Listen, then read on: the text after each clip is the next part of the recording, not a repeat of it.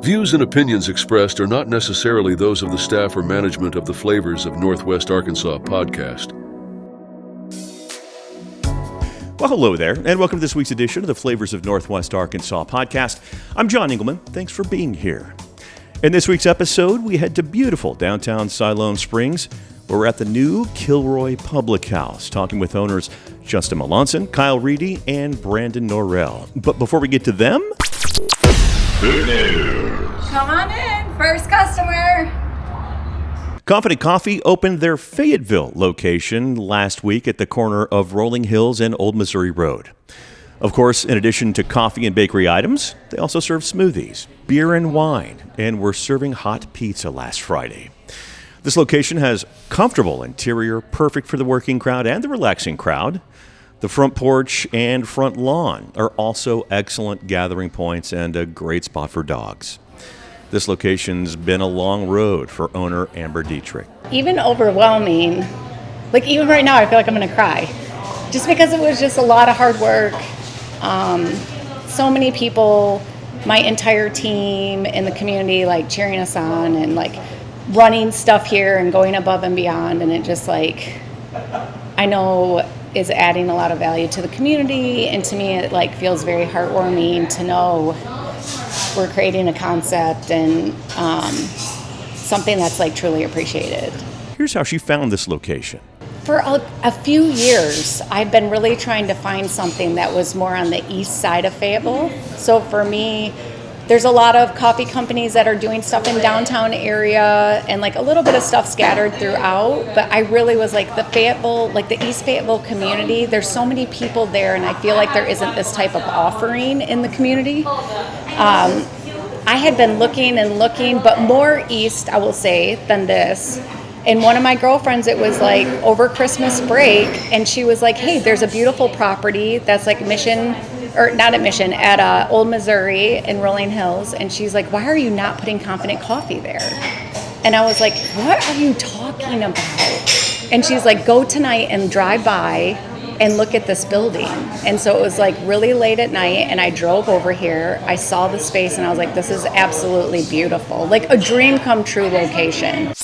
It was announced over the weekend that the AQ Chicken House will be opening in downtown Springdale behind Onyx and across the lawn from Shiloh Square next spring. You may recall that they announced plans last summer to build in Elm Springs. Co-owner Tom Lundstrum talks about moving it downtown. Well, it was a very interesting process and one we had a lot of fun with. So when we purchased AQ, it was my vision at the time to create a destination restaurant. It's what AQ's always been. I think that's just the way it grew up. And so that was my dream. What messed me up is I had a Johnny Morris dream on a Tom Lundstrum budget. And so, the Lord directs our steps, and it didn't work out. The vertical cost for construction was just ridiculous. So we decided that's just not feasible to spend $9 million to sell chicken. So we own this building in partnership with some other Springdale residents, so it just made sense after sitting and think about it. Let's just bring that thing downtown where it belongs. Keeping it in downtown Springdale, some sad news to report. Casa Magnolia announced on Sunday that they will be closing.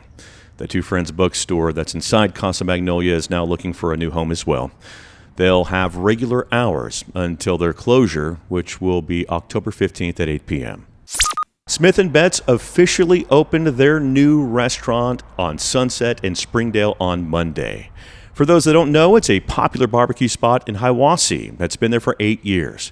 They're located at 7420 West Sunset in the old C-Max restaurant.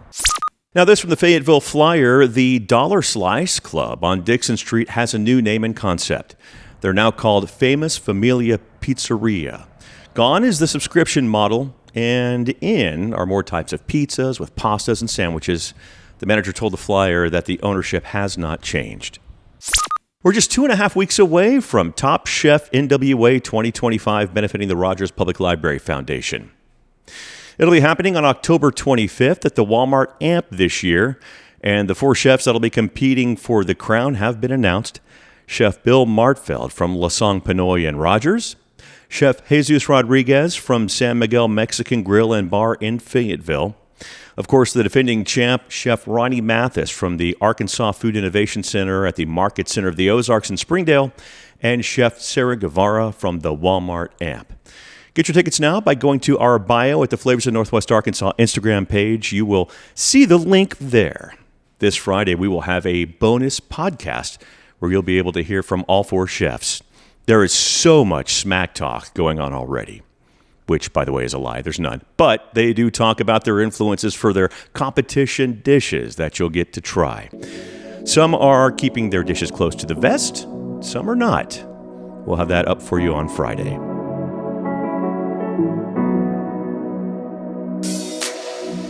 The Kilroy Public House is now open in downtown Siloam Springs. They offer sensational Irish fare, drinks, and a cozy atmosphere. Now, chances are, if you've been to a wedding recently, you've had their food, as co-owner and executive chef Justin Melonson also owns and operates the popular Sous Chef Catering Company. In fact, he didn't buy the space to be a restaurant. He'll tell you what his initial vision was. Also, what's going to be the most popular item on the menu? Well, it's not on the menu for starters. You'll hear that story. And finally, most importantly, Justin is very much into a nonprofit where he spends what little time he has working to feed others. He explains that and so much more. And that's next, right here on the Flavors of Northwest Arkansas.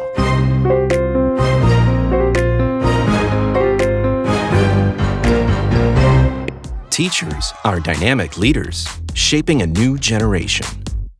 Innovating to prepare students for our fast-changing world.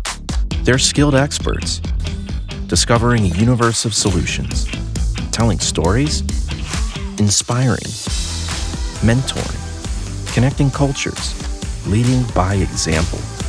Teaching is a journey that shapes lives. Are you ready to begin? Explore teaching at teach.org.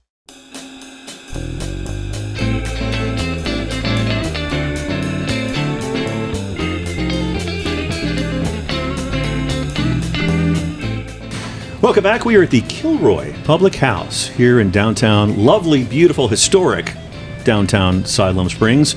And we're with 3 gentlemen here. Justin Melonson. That's right. I'm sorry, I couldn't. I had to. We had to. Justin Melonson, Kyle Reidy, Brandon Norrell. Okay, all right, close. There you go. It'll be better by the end of it, I promise. Guys, thanks for your time. How's everybody? Very good. Great. I know everybody's ready to get the doors open and going, right? Heck yeah. Yes, sir. Very much. It's around the corner. Well, I want to start with Justin here, really quickly. What got you into food? Man, I mean, everybody eats. Everybody likes to eat. So I think it's really, it's evolved into things. I went into communications. I always wanted to do TV, radio, that kind of stuff. It's overrated. It really is. No, but I did. I worked with Cumulus Broadcasting and KLRC in Siloam Springs for a little while. But I got into restaurants by a fluke and found out that I was really good at food and things. But really, it just came down to the serving people. I really enjoy the aspect of finding ways to make them happy. And I think that's what I enjoyed about the TV and, working with musicians and things like that was definitely the aspect that I liked. What was your first restaurant job? It was Sonic when I was 14 years old. Yeah? Probably shouldn't have been working there. 14? Isn't there like a law you get like 16? I know in Texas, back in the day, when I was 16 and got my first restaurant job at Tolbert's Chili Parlor, where I was a host, with the shirt that I got to button up and the slacks and be all big and responsible for a 16-year-old boy. But I think 16 was the law back then. Yeah. So I'm assuming they just needed help. My sister did the paperwork. There you go. So I don't know how they made it work, but I got a paycheck. I needed it, so it worked. So that was flipping burgers at Sonic was my thing. Yeah. Heck yeah. Did you ever get on the intercom and do any of that stuff? No, I put on roller skates once. Yeah. That's all I needed. Did you beef it? That's all. I'm not with any food, but boy, they pay you extra if you do that. Seriously, they do. I had no idea. Extra. From my understanding, they still do. Oh my gosh. Yeah. So serving people food, we all eat. Tell me about your food experience as a kid growing up. Getting into cooking, was it just kind of happenstance? Yeah, I wouldn't say it was somewhat happenstance. I learned because I had to teach people. I had to teach people how to do it, and naturally, I think it's a lot like musicians. it just comes natural. You've got a taste for it and an ability to kind of that second sense of how to do things, whether it's the timing of it or just the taste and the flavors when it comes to that. So growing up with food, I didn't have a lot of it. The tomato sandwiches with butter was something, got the rice bowl so that you were full, that kind of thing. So definitely, definitely didn't cook growing up, but it was something that's definitely filled a void for sure. Kyle and Brandon. Yes, sir. Food cooking for you guys growing up? No, sir. No. please. Or being grown up. Yeah. I was going to say, please stop calling me sir. You're making me really uncomfortable right now. I'm kidding. Force of habit. I'm kidding. So tell me about the location here. Yeah. And how you were able to find this location, because as we were talking about before we hit play, record on everything, there seems to be a lot of opportunity right here. Very much. And I mean, I went to college here. I know Brandon went to college over here. Brandon's lived here his whole life, but it's I think it's an untapped gem. How I came across this specific area for something was, I'm the sous chef. It's a catering business, and we're growing. SousChef.co. Exactly. Yeah. We do things all over Northwest Arkansas, and just kind of the ways that we can better take care of people and serve them, trying to find ways to get closer to it and branch out and stuff. And so just came down here and was looking and came across this spot and reached out about a year and a half ago, and kind of the evolution of the brand of the Sous Chef wanted to, thought maybe we'll do a venue that we can do like little rehearsal dinners, that kind of stuff. But truly just looking around between, the brick ballroom and stuff, it's very much, if for folks that maybe have not been down here, but they're in Northwest Arkansas, it feels very much like downtown Rogers. You've got the bricks, you've got everybody really collectively tries to get together and support each other. And honestly, downtown Siloam, they do awesome stuff to really try and drive people here. Like I've been all over Washington D.C. and things like that, and I've never had a group of people really truly try and grow an area like they're doing right here. And I mean, I think it's really ahead of the curve right now, where I think in the next couple years you're going to see substantial change over here for sure. I will say the first time that I had been down here to downtown Siloam, I've been in Northwest Arkansas for 15 years.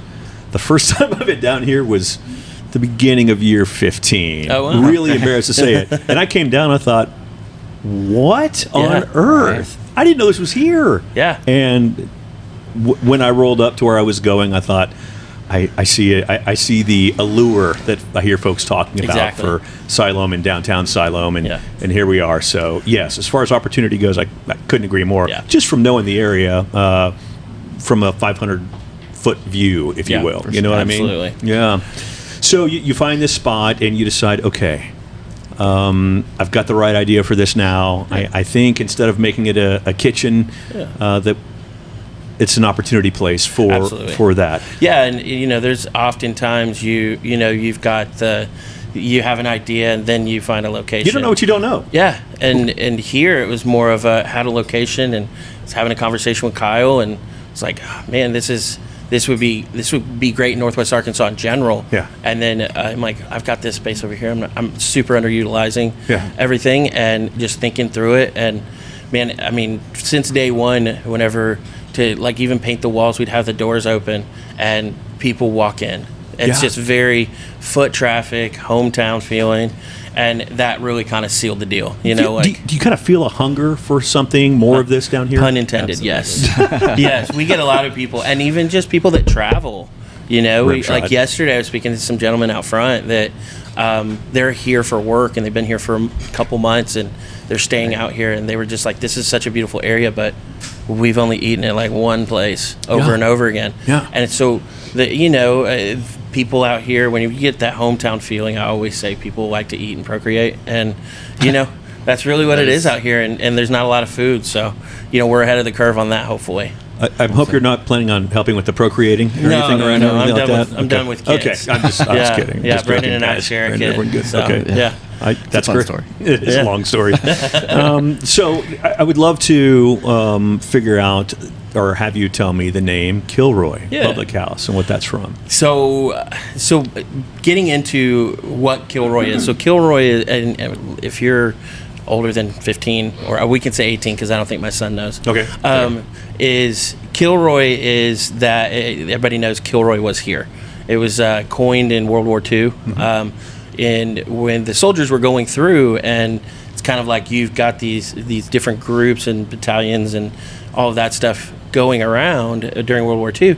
How do they kind of feel together? And so they started writing Kilroy was here, and they'd have the guy with the big nose, that kind of stuff. So it was kind of like create that warm feeling. Yeah. And so the term means camaraderie, and being together, and that feeling, which is 100% what it is that feeling that we want to create, like the camaraderie, the experience. And as we talk about the concept, it's more, if anything, it's more focused on that feeling than it would be the food or even the drinks. We're going to have great food, we're going to have great drinks, but you want that feeling. And that's that's actually what I feel like a lot of the service industry right now is lacking. And whether it was COVID that gave excuses that brought monsters to the front that made it acceptable, is what I say, when it comes to the service industry. But it's truly, how do we recreate that feeling? And that goes into a big part of it. So that's where the name came from. And if I'm being honest with you, I just thought it was cool. Yeah. And then I was like, hey, then we kind of looked up the meaning, and like, man, that couldn't have been better. So yeah. That works out well. That works out quite well. And kind of doing the public house, because some people, and we've had the question where they're like, why not just call it a pub?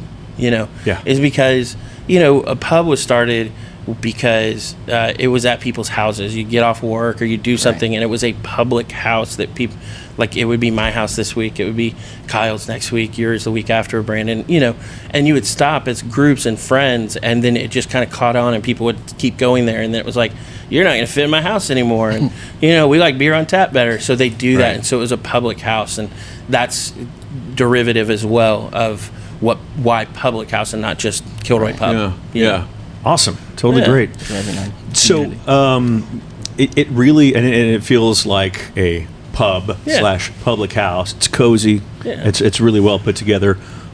Was that the thought? Was this something even before you had this spot that you thought maybe down the line that you'd want to do an Irish type pub and drink house? If honestly, no. Okay. I actually probably, until my conversations with Kyle, was like, I'm never getting in the full service industry again. I would say that and stuff, and we talked through, and partially the reason for the Irish style was, I think at least half of the reason for that is it's a need. It's just an overall need in Northwest Arkansas of having something that's not just your boxed food that comes out that people say is Irish or whatever, but at the same time still having that new age, I would say, spin on it. Obviously they probably didn't do a lot of short ribs whenever the pubs were around and stuff in Ireland, but that's something we have on our menu. So having that evolution of it. So no, it's not something that's kind of been lingering like, hey, I want to do an Irish pub. It was more of, hey, we've got this. We want to create this feeling. What does that look like? And that's what we landed. Kind of invokes a coziness. Exactly. Yeah. Exactly. Yeah. Kyle, how was that arm twisting? Oh, sorry. No, you're good. Good. It was easy. Yeah. Yeah. Was it? Yeah. And because he said he didn't want to get back into full service again, and as far as him? Yeah. Yeah. Well, I don't know about that. We had a fist fight about it. Yeah. Oh boy. No, it's great, and it's being able to have Kyle. He knows so many people, and I get best way, he embodies that feeling. If anybody that knows Kyle, he embodies that feeling, and it's like, whether that was part of the epiphany, but it's like saying, how do we recreate this feeling that we have to each other, and it just really truly worked. And so, what was it like getting this place together for this? Man, honestly, it wasn't too hard. I mean, it was a lot of the outside factors that drew us behind. We won't say certain things, but serving alcohol in Arkansas is more difficult than you think. I get that about every third podcast. Yeah, you know? exactly. Yeah. You know, and they're kind people, and they mean well. Just, you know, you got to be responsible, but, you know, also, I guess responsibility comes through making things difficult. There is due process on their side. Yes, for sure. Yeah, You know? allegedly. Allegedly, exactly. So kind of navigating Just that. cover my ass a little bit. That's right, allegedly. Allegedly. You know, but so, you know, we had already thinking it was going to be a venue, so it already had some of the walls painted. And, Okay. you know, the pictures that are on the wall are actually pictures that are of the sous chef stuff. And so the space was here, and we had some of the stuff, so it was like, how do we create that feeling? And that's where it evolved into, we want some soft seating, you know, kind of like that speakeasy vibe. Sure. You know, so we've got the giant green bean bag, and, you know, the couches. Which, by the way, is awesome. Yeah. Oh, my gosh. Yeah, we've got the record player, and so we call that soft seating, so that it's more casual, because that's the concept. That's exactly what people want and need, where, let's say I'm laying on the beanbag hanging out, and Brandon and Kyle come to, you know, come enjoy. They've been here before or whatever. Yeah. They're sitting down. I'm going to naturally end up talking to them. Sure. And so it really just harbors that. And not just where it's so casual, where it's like, oh, it's hard to get anything, where we still have the tables and the bar tops. And, you know, it's going to be self-seated, because I think there's value in the come and go. Sure. You know, people don't feel rushed that way. If you know, you kind of do it at your pace, but at the same time, we're here to support it. You know, everybody that works here, the bartender, besides obviously some of the folks in the kitchen, and, you know, because we want it to be efficient, we want people to be knowledgeable, and kind of navigate that for sure. So along those same lines, if you've got people you're hiring to do all that, you got to make some good hires, Yes. and they got to be some good folks. Absolutely. Tell me about that process for you guys. I mean, posting, Kyle knows a lot of people, Brandon knows a lot of people out here. I know one or two. Yeah. And so it's really just kind of getting your feelers out there, and, you know, just the skimming the area, utilizing assets online, and there's some great local ones, but really just, it's, you know, this is the corporate in me, but it's like, it is a law of averages. It is. Sure. You interview enough people and you ask the right questions, you know, some of the things through the interview process of learning about each other, and, Right. you know, do you feel good about it, or do they, do they answer their questions right? And how do you find that good mesh? But, man, honestly, I mean, we've interviewed quite a few people, and, you know, definitely feel awesome about the folks we have on the team. And some of them still do some catering with me. Some of them brought on just for this. And man, I think that's probably the thing that we talk about the most is the people we've got. Chemistry is paramount. Yes. In the restaurant industry. It is. Yes. Yeah, we've interviewed some great people that Yeah. aren't necessarily part of the team. But Yeah. because it's got to all click. Exactly. Yeah. You can't have a bunch of Tom Brady's and, you know, if you like football.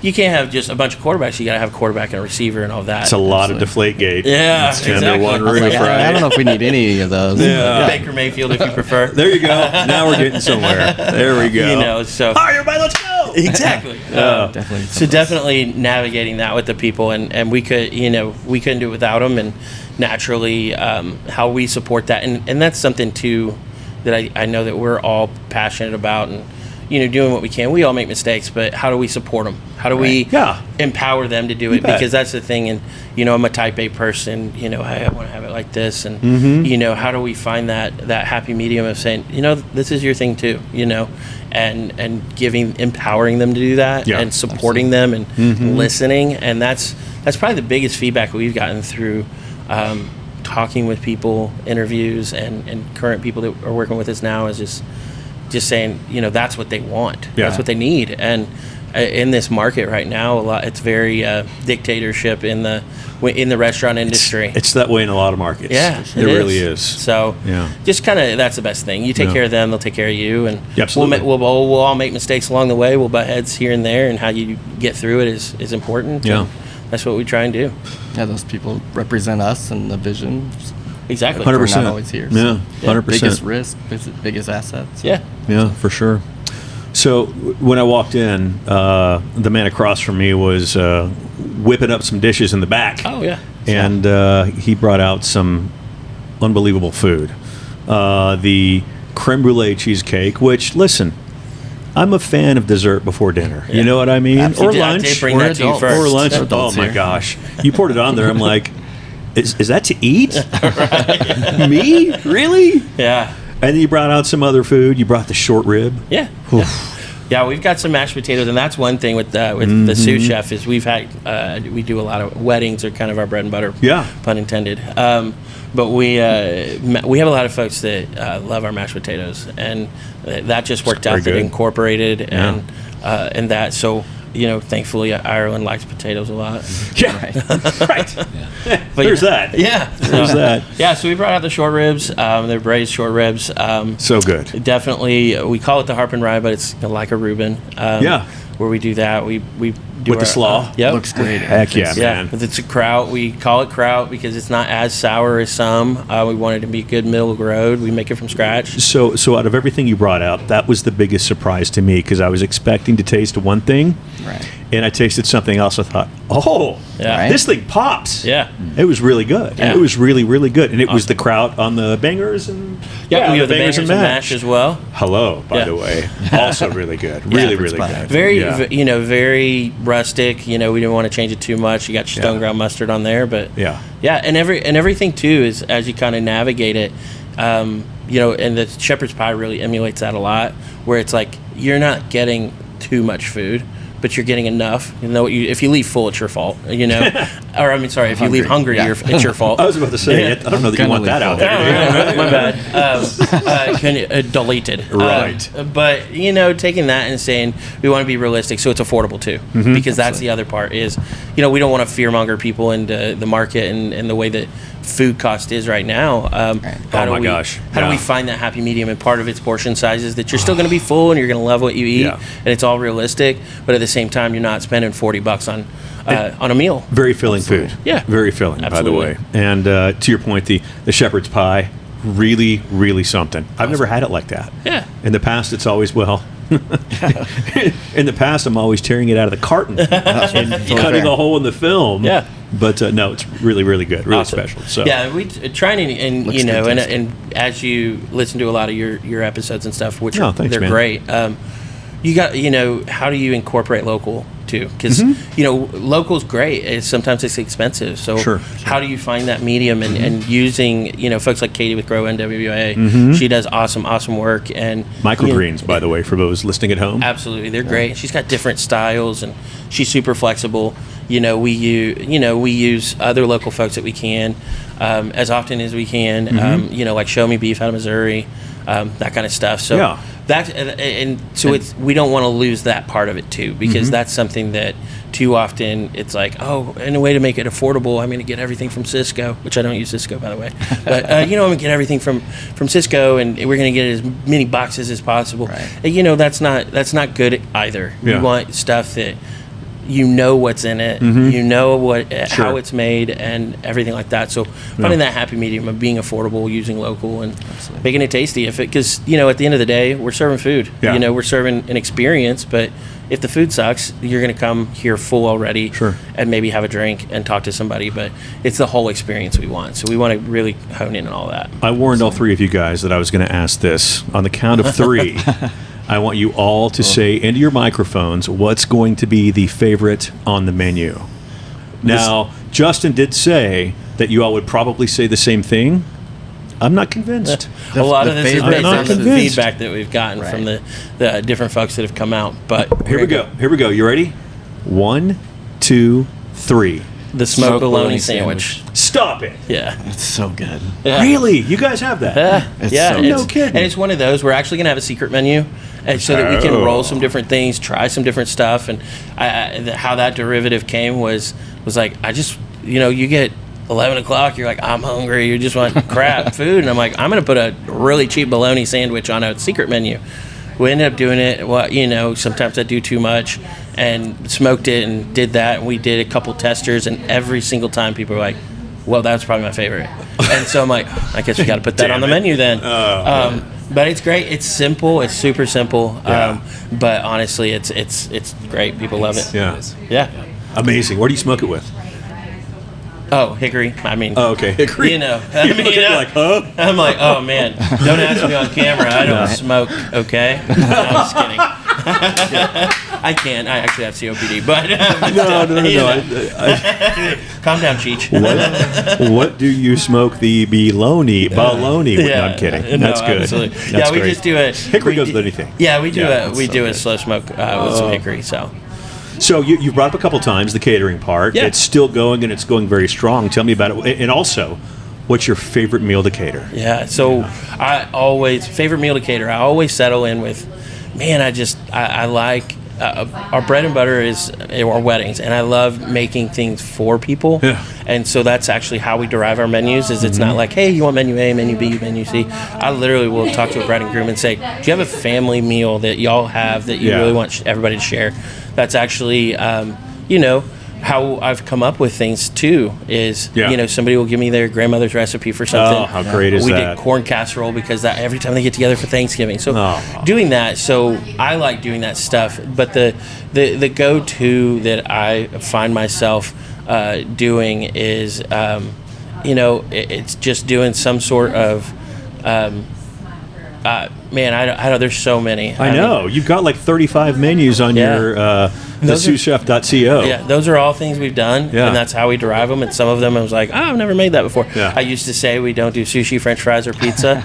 We got stuff to do pizza now. Okay. We there probably a year and a half ago, I'd say, man, we do sushi. We don't do sushi, French fries, pizza, or Indian food. Yeah. And I had a wedding planner reach out and was like, oh man, we got these folks. It's really hard to do catering for a wedding for Indian food. Sure. I think you can do it. And I was like, well, let's do a tasting. We did it. They loved it. They were good. Authentic and did that. So we've done it probably 10 times since then. And, okay. We miss the mark sometimes. Incredible. Yeah.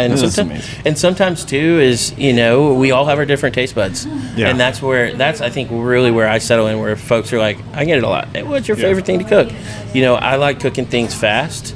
Sure. So I like reverse searing a steak and calling it finding a different way to make it look good. Yeah. One of the pictures here on the wall is a steak that I cooked for Kyle for his birthday 2 years ago or something. And I was like, hey, happy birthday, why don't you come over? Let me cook you a steak. And nice. Did it with some mashed potatoes and a little bit of a Parmesan garlic sauce on top with some couscous quinoa mix. Give it a little color and some lavender. So very cool. Yeah. So I run into that question of like, what's your favorite thing? And I always get tongue-tied like I just did, because it's more about the people. It's more about what they want. Speaking of which, more about the people and serving people. You've got a couple of nonprofits you're very, very much involved with and in. Yeah. And let's talk about that on the other side. Yeah. So honestly, a lot of it was very derived. Growing up, I wouldn't say anything. There's tons of people out there less fortunate. I thankfully had a great grandmother, a fantastic grandmother. She wasn't a great grandmother until I was about 12. That kind of thing. That kind of, we never went hungry. That kind of stuff. But we still did sometimes. And naturally, so it's called To the Table, NWA. So starting catering, I knew I wanted to do something to give back, and one of my best friends, we started it together and was like, okay, hey, drug our feet. Like I knew I wanted to do it, and it was a few months after it opened the Sous Chef, and he's like, man, it's my birthday. Let's do it the first time on my birthday. Yeah. And so we did it. And we don't vet people. We make meals every week. We hand them out in Bentonville. Yeah. Awesome. And everything, but folks can sign up online. It's To the Table NWA on social media, and the website's tttOutreach.org. Okay. And you can sign up on there, support us. We couldn't do it without the volunteers we have. We have some great ladies that come in and help portion every day.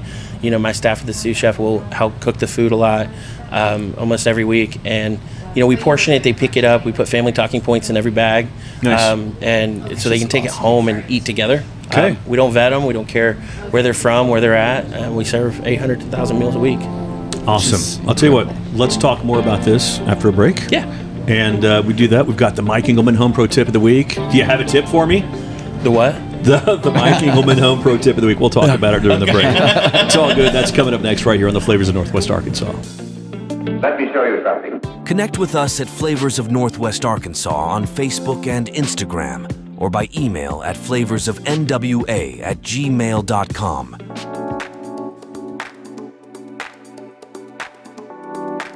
Welcome back. It's the Mike Engelman Home Pro Tip of the Week, and for that we go to Justin. Sir, what is your tip? So definitely having 3 kids.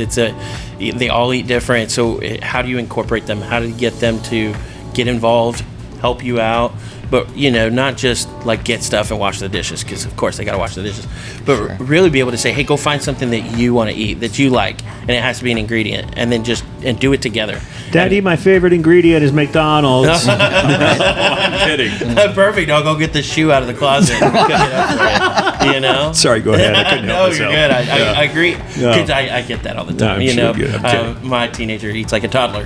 There you go. So it's how do you do that? And, one of the experiences I had was the same exact thing, and I got my 3 kids together, and we ended up doing a smorgasbord of stuff. And nice. Some was salad and different dressings, and one was ramen, and we took one of the proteins we had, and we made it like a beef ramen and different things. So it was getting them involved, and they're going to eat because they picked it, and if they say they still don't want it, be like, okay, well, there's peanut butter and jelly in the cabinet. There you go. So you had your sous chefs. Yes. Perfect. We'll be right back. Teachers are dynamic leaders, shaping a new generation, innovating to prepare students for our fast-changing world. They're skilled experts, discovering a universe of solutions, telling stories, inspiring, mentoring, connecting cultures, leading by example. Teaching is a journey that shapes lives. Are you ready to begin? Explore teaching at teach.org.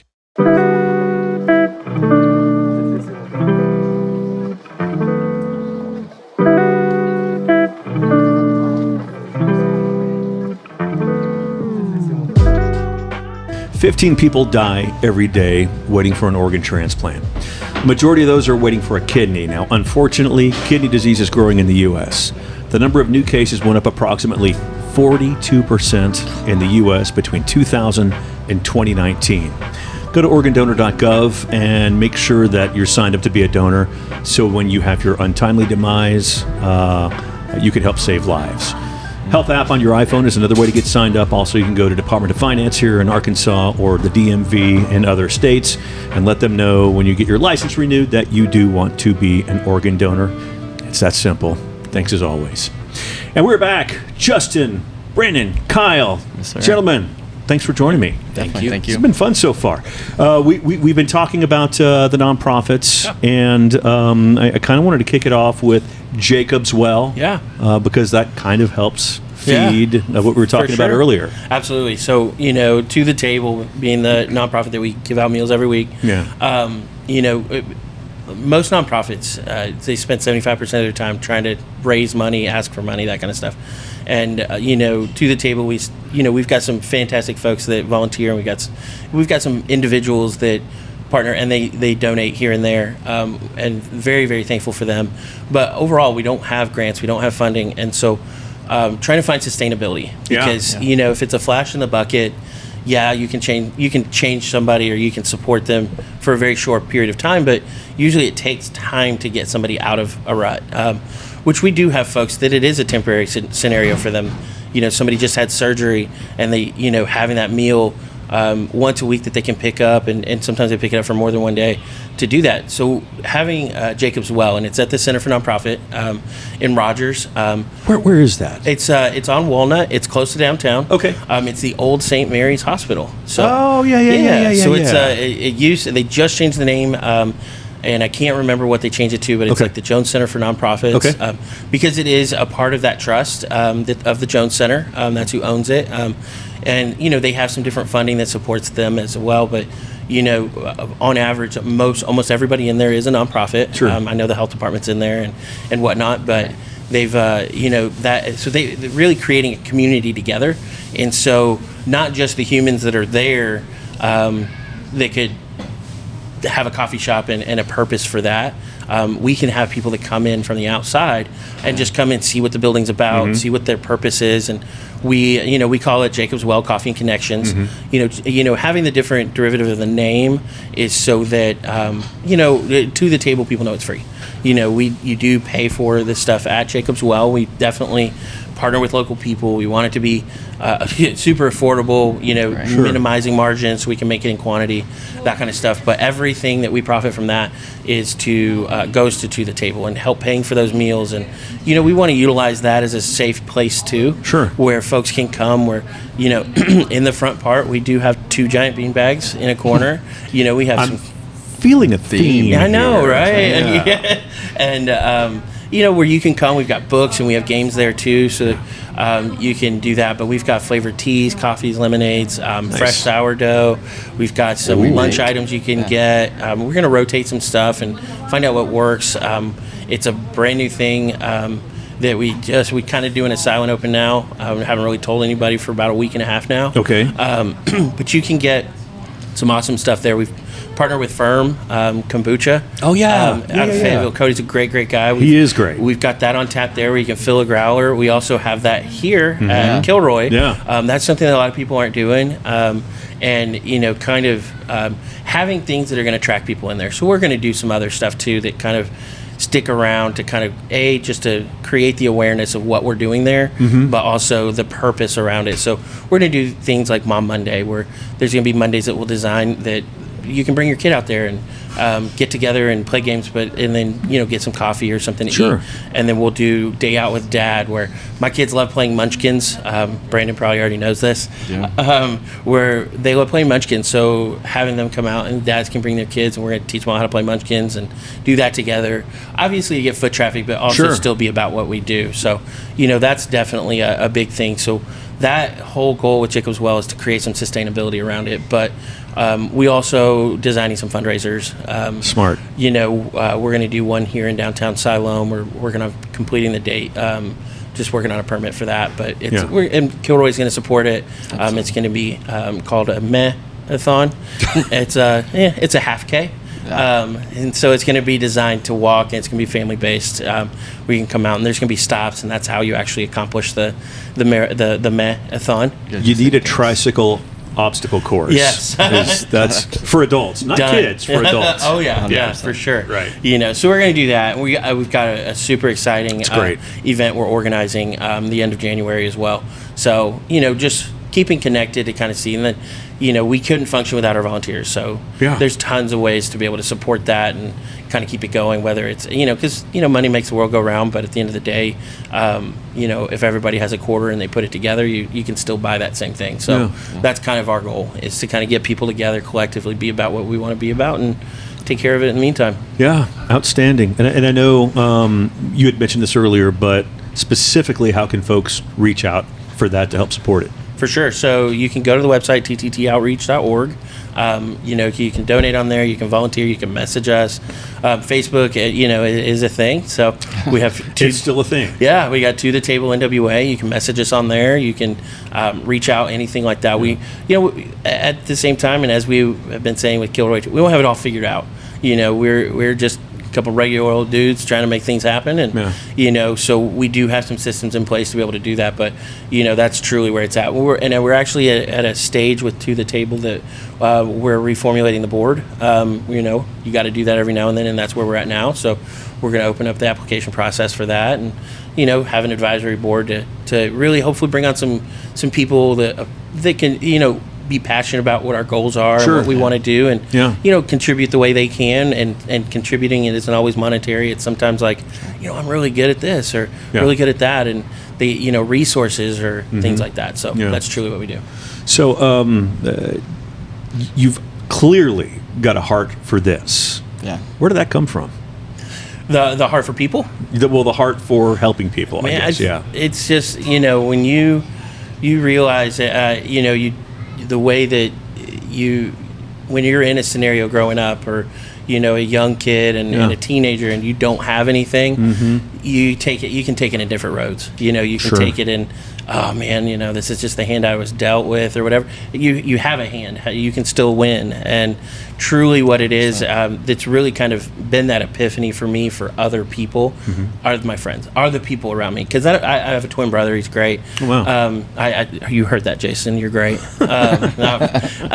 He's great, but I don't have a lot of family. And so my friends and people I've worked with and been around have become my family. Sure. And that is emulating that feeling and saying, Yeah. you know what, I may have not had that growing up, but I have it now. Yeah. And so I think that's where the passions come from. It's kind of a natural thing, you know. It's kind of like the it factor. Like, I don't know what it is, but it's there. Yeah. And that's truly what For it sure. is. So that's Absolutely. where the passions come. Is 100%. I've had some awesome people in my life, professionally, personally, that kind of stuff. And it started with me. You know, it started with me making the decision that I wanted to be that kind of person too. Yeah. Outstanding. Before we jump out, We jump? I don't jump very well. No, I'm just kidding. before we swim out, before we I'm out on the marathon swimming out. side. Right, marathon out. Yeah, marathon. You have plans maybe for other Kilroys. Yeah. Absolutely. So, of course, you know, we don't want to put the carriage before the horse or anything, but definitely have Nothing concrete, but One step at a time. Absolutely. This concept, it just not just the feedback of people coming through. Sure. Because obviously you can't see it in the podcast, but we've got 2 giant doors that open up, and it literally, if it's raining sideways, we may close them, but otherwise it's going to be open, Yeah. you know, all the time. And so even overnight. Yeah, well, we will be open till 1, So, yeah. 2 days a week. Oh, well, there you go. You know, so where we have that, where the feedback we've gotten, it's just, man, this is a great feeling. This is Yeah. what we want, and Yeah. so absolutely, there's you know, obviously the typical spots, but downtown Rogers, hopefully you'll see us soon. Yeah, Absolutely. That's great. The address and how they can find you. Yeah, you can check us out online, KilroyPublicHouse.com.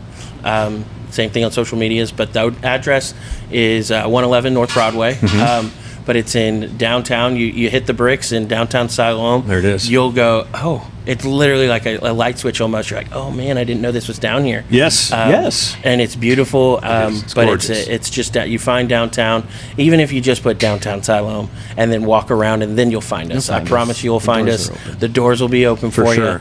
you. And check out the other people down here, because there's some other awesome local businesses. I can't think of any not local businesses down here. You know, and there's everything from some awesome coffee to awesome, you know, ice cream and pizza and things like that. I There's- parked in front of the bakery over there, so I hope I'm not towed. Yeah, no. Good.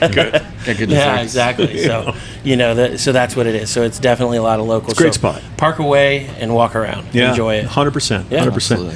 Gentlemen, thank you. It's been thank great. you. It's Yeah. really good. Absolutely. Please tip your servers, and you can also find us on Facebook and Instagram as well, Flavors of Northwest Arkansas. Make it a great week. We'll see you next week. Bye-bye.